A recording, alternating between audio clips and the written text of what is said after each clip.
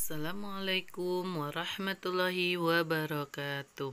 Anak-anak ustazah, kembali lagi kita berjumpa dalam pembelajaran tema kelas 5, yaitu tema 2, subtema 1, PB1 dan PB2. Nah, anak-anak ustazah, silakan masing-masing anak ustazah berdoa sebelum belajar. Kita mulai pembelajaran kita dengan mengucapkan Bismillahirrahmanirrahim. Sebelum kita masuk pembelajaran, kita lihat terlebih dahulu tujuan pembelajaran kita. Dengan membaca teks, siswa mampu menyebutkan informasi yang terkait dengan pertanyaan apa, di mana, kapan, dan siapa. Berikutnya, dengan mencari informasi dalam bacaan, siswa mampu membuat bagan cara kerja organ pernapasan hewan. Dengan membuat bagan, siswa mampu menjelaskan bagan cara kerja organ pernapasan manusia. Dan juga memperhatikan tangga nada, siswa dapat mengetahui bagian-bagian tangga nada. Nah, anak ustazah, siapa yang tahu cara mencari informasi penting dari suatu teks? Nah, kalau kemarin kita belajar tentang mencari ide pokok dari suatu teks. Sekarang kita belajar mencari informasi penting dari suatu teks. Nah, informasi penting dari teks dapat diperoleh dari jawaban pertanyaan-pertanyaan yang menggunakan kata tanya apa, di mana, kapan, siapa, mengapa, dan bagaimana. Nah, dari sini dapat kita mencari informasi penting dari suatu teks. Untuk mendapatkan informasi penting, kita juga dapat membuat pengelompokan untuk setiap pertanyaan dengan cara membuat peta pikiran atau mind mapping. Nah, bentuk mind mappingnya, mari kita temukan informasi penting dari teks berikut ini. Ada teks Dayu dan ikan hias. Dayu memelihara banyak ikan hias berjenis ikan mas koki. Ikan-ikan hias itu dipelihara dalam sebuah akuarium. Setiap hari Dayu memberi makan ikan-ikannya. Dayu juga rutin membersihkan akuarium, lalu mengganti airnya dengan air bersih. Kegiatan itu ia lakukan seminggu sekali. Dayu senang melihat ikan-ikan di dalam akuarium berenang ke sana kemari. Dayu memperhatikan saat mulut ikan-ikan itu terbuka dan menutup, seolah-olah ikan-ikan itu selalu menelan air. Dayu bertanya-tanya apa yang dilakukan ikan-ikan itu. Nah, dari teks ini dapat kita menemukan informasi dengan cara membuat mind mapping. Nah, ada di sini di mind mapping ini beberapa pertanyaan. Nah, letak judul dari mind mapping itu Dayu dan ikan hias terletak di tengah-tengah mind mapping. Kemudian kata tanyanya ada cabang-cabangnya. Nah, ada kata tanya apa? Apa nama jenis ikan hias yang dipelihara? Ikan hias yang dipelihara yaitu ikan mas koki. Berikutnya, di mana ikan hias itu dipelihara? Nah, ikan hias dipelihara di dalam akuarium. Kemudian, siapa yang memelihara ikan hias? Nah, udah jelas. Yang memelihara ikan hias adalah Dayu. Nah, berikutnya informasi yang dapat kita tentukan yaitu kapan ikan hias itu diberi makan? Nah, ikan hias diberi makan setiap hari. Nah, berikutnya, kapan akuarium dibersihkan? Akuarium dibersihkan seminggu sekali. Apa yang diperhatikan Dayu saat melihat ikan-ikan hiasnya? Dayu memperhatikan saat mulut ikan itu terbuka dan menutup. Nah, dari teks itu kita buat mind mapping, dapat kita temukan informasi dengan menggunakan kata tanya. Nah, anak ustazah, ini juga ada teksnya di buku paket anak ustazah tema 2. Silakan anak ustazah perhatikan ya. Nah, sekarang untuk memahami isi teks, kita dapat mengajukan beberapa pertanyaan untuk mendapatkan informasi penting dari teks tersebut. Perhatikan tabel berikut. Ada kata tanya apa? Kata tanya apa ini kita gunakan untuk menanyakan nama-nama benda, sebab, akibat, judul, atau tema. Nah, jadi ini digunakan untuk kata tanya apa. Kemudian kata tanya di mana digunakan untuk menanyakan tempat atau latar. Berikutnya ada kata tanya kapan, kita gunakan untuk menanyakan waktu kejadian suatu peristiwa. Nah, berikutnya ada kata tanya siapa, yaitu kita gunakan untuk menanyakan tokoh utama atau tokoh pendukung atau seseorang. Nah, ada kata tanya mengapa untuk menanyakan alasan suatu masalah dalam teks. Berikutnya ada kata tanya bagaimana, yaitu kita penggunaannya untuk menanyakan cara membuat proses urutan pendapat atau sikap. Nah, berikutnya terakhir yaitu ada kata tanya berapa, yaitu kita gunakan untuk menanyakan jumlah atau banyak benda. Kata tanya ini kita dapat gunakan untuk mendapatkan informasi. Nah, coba perhatikan gambar yang tampak ini. Nah, suasana pada gambar di samping tampak segar ya. Kenapa? Nah, karena lingkungan ini sangat hijau, banyak pohonnya. Berarti sangat banyak juga oksigen di lingkungan tersebut. Seperti yang kita tahu, oksigen itu diperlukan oleh makhluk hidup untuk bernafas. Setiap makhluk hidup membutuhkan oksigen untuk bernafas. Nah, sekarang kita lihat sistem pernafasan hewan. Nah, ada hewannya cacing tanah. Cacing tanah itu kita lihat bernapas dengan permukaan kulit, yaitu kulitnya yang basah.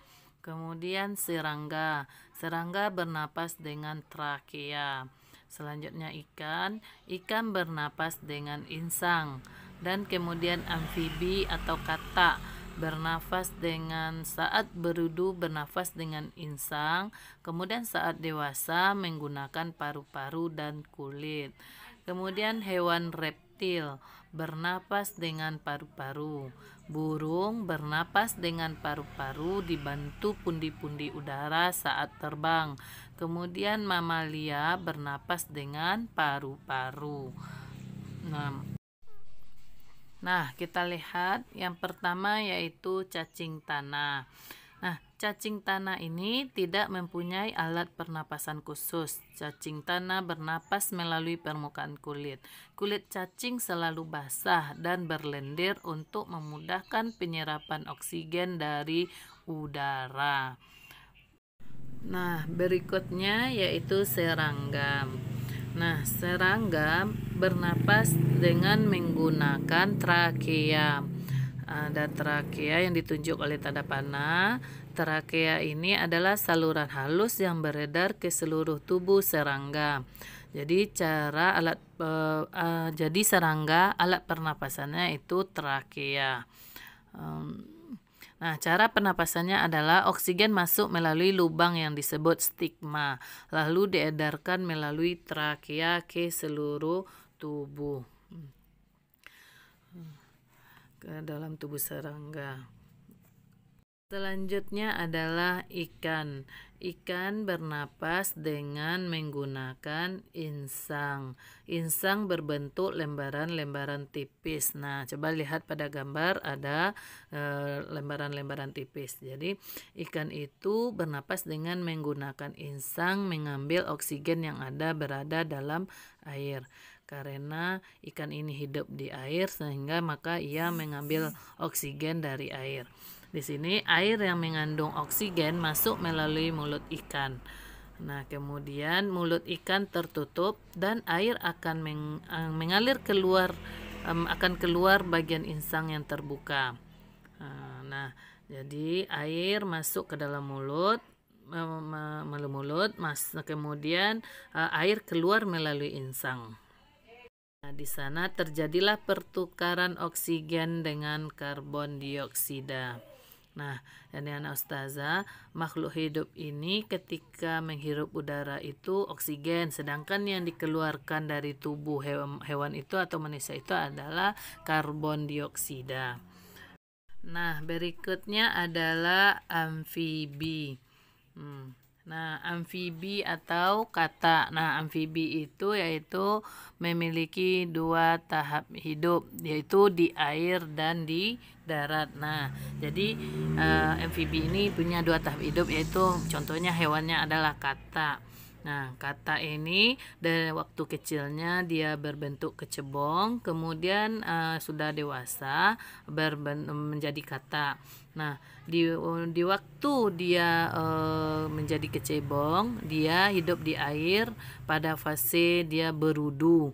Nah, bernapas menggunakan insang. Kemudian amfibi ini atau kata ini setelah dewasa dia hidup di darat, bernapas dengan paru-paru dan kulit. Selanjutnya adalah yaitu reptilia. Nah, hewan yang termasuk jenis reptil diantaranya ialah ular, kadal, cicak, buaya, dan biawak. Reptilia bernapas dengan menggunakan paru-paru. Udara masuk melalui hidung, lalu ke batang tenggorokan, lalu ke paru-paru. Ya. Nah, bagaimana dengan buaya? Nah, biasanya yang hidup di air. Pada reptil yang sering berkubang di air, seperti buaya, lubang hidungnya dapat ditutup selama menyelam. Dengan begitu, air tidak akan masuk ke dalam paru-paru. Nah, berikutnya anak ustazah yaitu kita lihat dengan burung. Nah, burung bernapas dengan menggunakan paru-paru. Pernapasan burung dibantu oleh pundi-pundi udara. Pundi-pundi udara mampu menyimpan udara saat burung terbang. Burung tidak bernapas melalui hidung, melainkan menggunakan udara yang tersimpan di pundi-pundinya.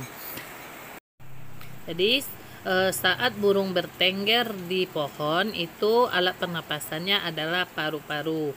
Alat pernapasan burung yang utama yaitu paru-paru, namun dibantu dengan pundi-pundi udara. Nah, selanjutnya yaitu hewan mamalia. Hewan mamalia ini yaitu hewan-hewan yang menyusui anaknya seperti kuda, sapi, kambing. Kemudian mamalia bernapas menggunakan paru-paru. Oksigen masuk melalui lubang hidung ke tenggorokan lalu ke paru-paru. Mamalia yang hidup di air juga ada hidup di air. Mamalia yang hidup di air bernapas dengan menggunakan cara memunculkan diri ke permukaan air secara berkala untuk mengambil udara. Seperti kita lihat contohnya yaitu ikan hiu. Nah, dia akan ke permukaan air. Nah, lalu itu saat mengambil udara, lalu dia akan kembali ke air. Nah, sekarang kita masuk lagi yaitu tentang alat pernapasan manusia. Nah, coba dilihat semua makhluk hidup dia bernapas. Kita juga manusia bernafas. Nah, kita butuh udara yang segar ya untuk bernafas anak-anak ustazah.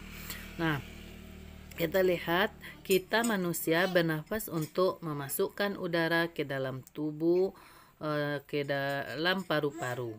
Udara mengandung oksigen, sedangkan udara yang dikeluarkan mengandung karbon dioksida. Nah, jadi udara yang kita hirup itu mengandung oksigen, kemudian yang kita keluarkan itu adalah karbon dioksida atau CO2. Nah, alat pernapasan manusia itu yaitu paru-paru. Jadi udara masuk ke paru-paru. Nah, jadi berikutnya akan kita lihat organ pernapasan manusia. Nah, mulai dari organ pernapasan manusia itu mulai dari hidung. Hidung yaitu tempat masuknya udara dan penyaringan udara. Pada hidung ini udara yang kotor akan disaring melalui bulu hidung. Kemudian selanjutnya yaitu faring. Faring yaitu merupakan persimpangan antara saluran pernapasan pada bagian depan dan saluran pencernaan pada bagian belakang. Kemudian ada laring, yaitu laring terdapat di belakang faring. Setelah itu ada namanya batang tenggorokan. Batang tenggorokan ini disebut juga dengan trakea. Pada trakea terdapat jaringan yang disebut silia yang akan bergerak dan mendorong keluar debu-debu dan bakteri yang masuk. Nah, jadi di batang tenggorokan ini akan bergerak dan mendorong keluar debu-debu dan bakteri. Kemudian setelah itu ada bronkus. Bronkus yaitu merupakan percabangan dari trakea serta menuju paru-paru kanan dan kiri. Berikutnya ada paru-paru. Nah, dalam paru-paru ini ada bronkiolus dan ada alveolus. Bronkiolus adalah percabangan dari bronkus. Sedangkan alveolus adalah tempat terjadinya pertukaran oksigen dan karbon dioksida. Nah, pada alveolus ini tempat pertukaran oksigen dan karbon dioksida. Nah, berikut ini kita akan lihat organ pernapasan manusia. Yang pertama ada hidung, kemudian setelah itu faring, setelah faring menuju ke laring. Nah, di laring ini ada percabangan, ada ke trakea, itu merupakan saluran pernapasan. Nah, kemudian ada trakea. Setelah trakea ada percabangan yang disebut dengan bronkus dan bronkiolus. Bronkus, kemudian dari bronkus ada cabangnya menjadi bronkiolus. Nah, di ujung bronkiolus ada namanya alveolus ya. Nah, ada alveolus di ujung dari bronkiolus. Nah, paru-paru itu yang berwarna agak kemerah-merahan itu adalah namanya paru-paru. Nah, di sini ada bentuk alveolus ini ada seperti bentuk gelembung-gelembung ya. Nah, di sini ada tempat pertukaran karbon oksigen dengan karbon dioksida ya. Ustazah. Nah, sekarang kita lihat bagaimana urutan sistem pernapasan manusia itu. Yang pertama, udara masuk ke hidung, lalu udara disaring kotoran-kotorannya di hidung, kemudian masuk ke faring. Setelah itu dari faring masuk ke laring dan kemudian masuk ke batang tenggorokan atau ke trakea. Nah, kemudian kalau bakteri masuk dan didorong oleh trakea keluar lagi dan masuk ke udara bersih masuk ke bronkus, kemudian dari bronkus masuk ke bronkiolus. Nah, setelah dari bronkiolus baru masuk ke paru-paru. Di paru-paru inilah terjadi pertukaran oksigen dan karbon dioksida di alveolus. Itulah sistem pernapasan manusia. Berikutnya, apakah anak ustazah tahu apa itu tangga nada? Nah, tangga nada adalah urutan nada yang disusun secara berjenjang. Tanda nada itu ada di nada diatonis. Nah, tangga nada diatonis itu dapat dibagi menjadi dua. Ada tangga nada diatonis mayor dan ada tangga nada diatonis minor. Tangga nada diatonis mayor, coba anak ustazah perhatikan, ada yang tulisan C, D, E, F, G, A, B, C, itu disebut dengan nama nada. Kemudian Ada 1, 2, 3, 4, 5, 6, 7. I itu disebut dengan notasi angka yang dibaca do, re, mi, fa, sol, la, si, do. Nah, itu disebut dengan notasi angka. Kemudian ada seperti angka 1, 1,5, 1, 1, 1,5. Itu disebut dengan interval nada. Nah, pada tangga diatonis mayor. Kemudian ciri-ciri nada diatonis mayor yaitu bersifat riang gembira, kemudian bersifat bersemangat. Kemudian yang ketiga biasanya diawali dan diakhiri dengan nada do sama dengan C. Nah, jadi ini ciri-ciri nada diatonis mayor ya Ustazah. Nah, selanjutnya ada contoh-contoh lagu diatonis mayor. Apakah contoh lagu diatonis mayor itu? Yang pertama yaitu ada Indonesia Raya, ada Maju Tak Gentar, Hari Merdeka, Halo Halo Bandung, Gebiar Gebiar, Garuda Pancasila, kemudian 17 Agustus juga. Nah, anak ustazah, ini merupakan lagu-lagu yang bersemangat. Itu yang dimaksud dengan termasuk diatonis mayor. Demikianlah pembelajaran kita hari ini. Kita akhiri dengan Alhamdulillahirabbil alamin. Assalamualaikum warahmatullahi wabarakatuh.